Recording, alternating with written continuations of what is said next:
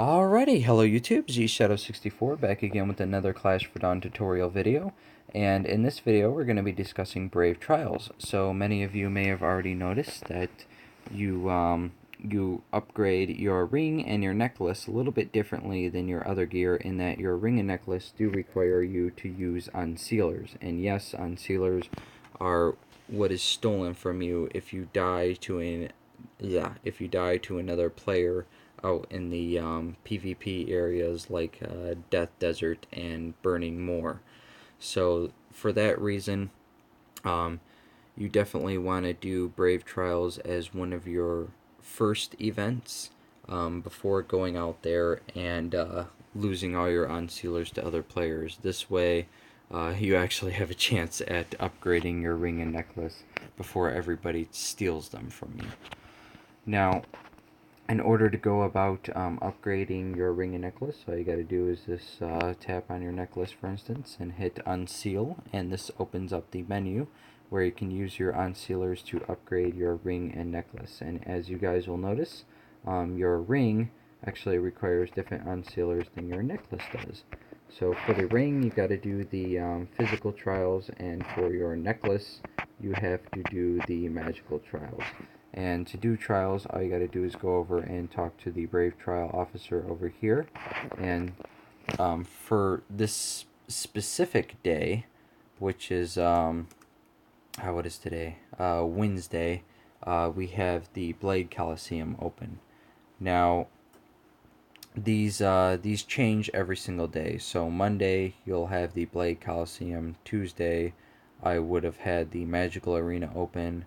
And then Wednesday, which is today, we got the Blade Collosseum again, and it keeps changing every day until you get to Sunday, where you'll be able to do the Blade Collosseum and the Magical Arena. So they'll both be open for you.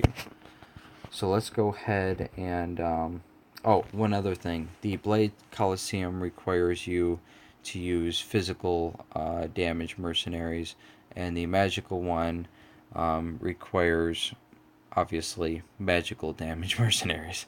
And now it doesn't force you to use those mercenaries, but you're pretty much crazy if you don't, because if you enter the Blade Collosseum and try to use magic attacks on the monsters, they'll be immune to the damage. And you know, it'll be a waste of a mercenary if you use a magical one in the Blade Collosseum and vice versa.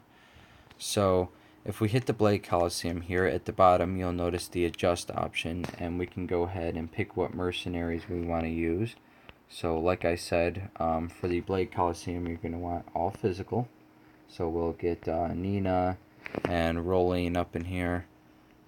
Pretty much all ranged attackers. And I'm going to choose to do the hard one instead of the elite, because we'll go through that a little bit quicker. And what? Wait a second. My mercenaries, whoops, don't want that. Didn't save for some reason, so I'm gonna try this again. There we go. Start. And I choose to do trials on auto about 99.9% of the time, because you know, after you've been doing this for a month straight, it'll wear on you, and I honestly don't have the patience for it anymore.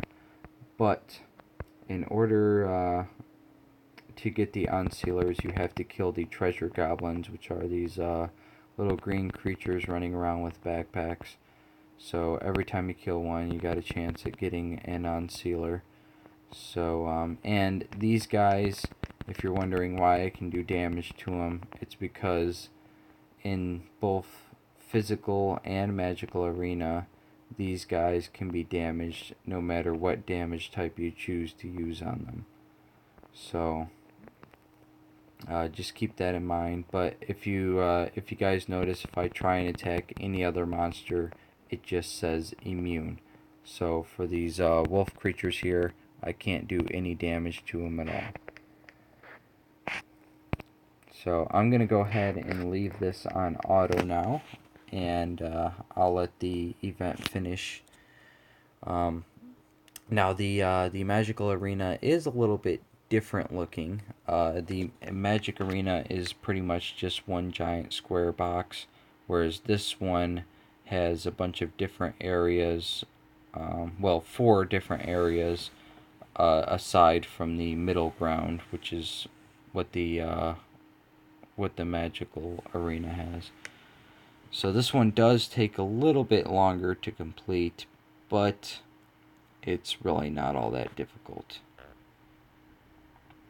As long as you got good mercenaries at least. So, for trials, you definitely want to make sure you're prepared and have a good high level physical mercenary team and a good high level magical mercenary team. And as long as you got that, trials will be it'll really be a breeze for you to complete every day. I mean, it's not something I really think about much. It's more of a chore.